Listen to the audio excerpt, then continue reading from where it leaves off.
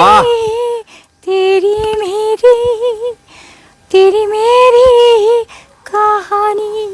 नमस्कार, जय हिंद, जय बिहार। मैं हूं आप सबका दोस्त वकील सह पत्रकार एसके पंकज। आज एक रिपोर्टर गए थे रानू मंडल के घर पे। वही रानू मंडल जो कि 2019 में हो जाती है वायरल। एक ऐसी स्टेशन पर गाने वाली और गा करके भीख मांगने वाली भिखारन जो दिखने में तो कुरूप थी, लेकिन उसकी आवाज के जादू ने सबका दिल और सबका मन मोह लिया। वो जब गाना गाती है, जिंदगी और कुछ भी नहीं तेरी मेरी कहानी है, संतोषानंद जी का लिखा हुआ ये गीत जब वो गाती हैं तो इस गीत के माध्यम से वो लोगों के दिलों तक पहुंच जाती है, दिलों को छू जाती है।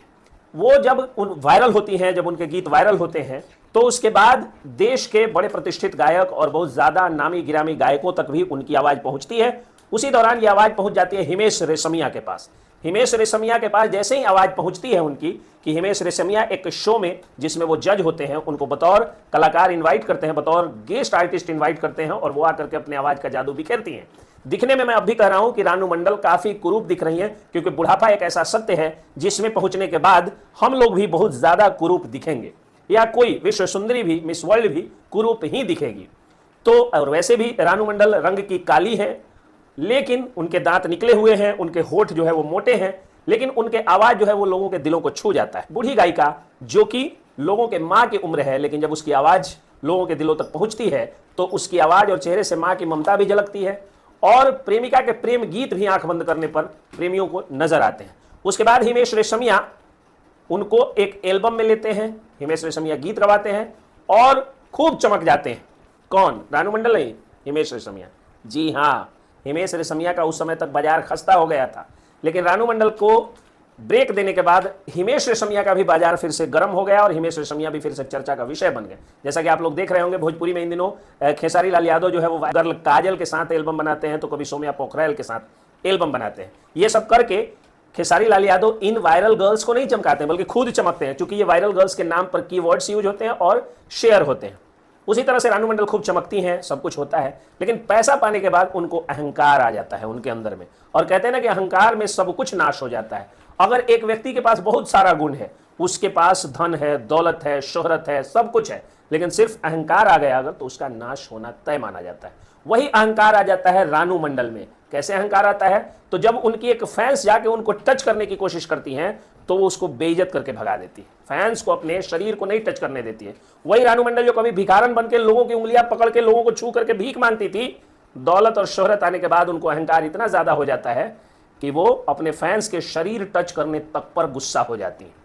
खैर, अहंकार तो भगवान का भोजन होता है और आज 2024 में मैं देख रहा हूं कि वो बहुत खस्ता हालत में है। उनका एक मामूली सा घर बन गया है, जाहिर सी बात है कि पैसा जो उस समय कमाई थी उससे उनका घर बना। घर बनने के बाद में आज उस घर में वो अकेले रहती हैं, खुद से खाना बनाती हैं और बहुत ही मुफलिसी में उनका जीवन यापन वो करती हैं। खस्ता हालत है उनकी, हालांकि स्टेशन से तो बेहतर ही है, लेकिन वो अब किसी तरह बेचारी जी रही हैं। यही स्थिति है रानू मंडल की। तो जो लोग भी वायरल होते हैं, एक चीज आप देखिएगा कि जो लोग वायरल हो जाते हैं वो बहुत जल्दी खत्म हो जाते हैं। हर सेक्टर में, हर पेशे में कुछ लोग आते हैं जो आंधी की तरह आते हैं और झोंके की तरह फिर चले जाते हैं, लेकिन कुछ लोग जो है उसी शीतल हवा की तरह होते हैं जो ऑक्सीजन के रूप में हम लोगों के फेफड़े तक पहुंच के हमारे लिए जीवनी प्रदायिनी होती। जैसे एग्जाम्पल के तौर पे मनीष कश्यप वायरल हुए और वायरल ही रह गए। उनके जीवन में बहुत सारी समस्याएं आई और गई, लेकिन मनीष कश्यप आगे बढ़ते गए बढ़ते गए। मैं छोटे स्तर पर वायरल हुआ और वायरल ही रह गया। कुमार अभिनव हो, अनिकेत रंजन हो, रवि भट्ट हो, विशाल कुमार हो, विजय बिहारी हो, शाह न्यूज हो, या कोई भी व्यक्ति हो जो वायरल अपने दम पर मेहनत करके धीरे धीरे वायरल हुआ, वो वायरल ही रह गया। एक हमारे यहाँ चैनल खुला था जिसका नाम था फाइन पोस्ट। तो वो चैनल क्या किया कि एक अल्लर बल्लर काम करके पत्रकारों को बेइज्जत करके वायरल हुआ। 1 से 10 तक वीडियो वायरल हुआ। आज वो कहीं नहीं है। वो वायरल कराने वाला पत्रकार कहीं जा चुका है, अपनी हाई बीपी के बीमारी से ग्रसित होकर के आज मुफलिसी में जीवन यापन कर रहा है। रानू मंडल आज मुफलिसी में जी रही हैं। बाबा का ढाबा आज मुफलिसी में जी रहे हैं। बाबा का ढाबा जो है उनका नाम समाप्त हो गया।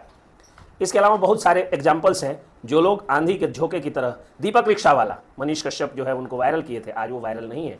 आज वो अपना यूट्यूब पर वीडियो बनाते हैं और चैनल को मोनेटाइज कराने के लिए संघर्षरत हैं।